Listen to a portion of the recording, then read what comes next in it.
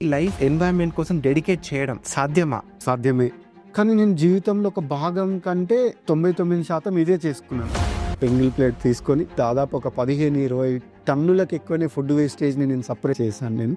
మరి మీరు ఇలా ధరించి వెళ్తుంటే అడ్డుకున్నారు మిమ్మల్ని? కౌంటే లేదండి.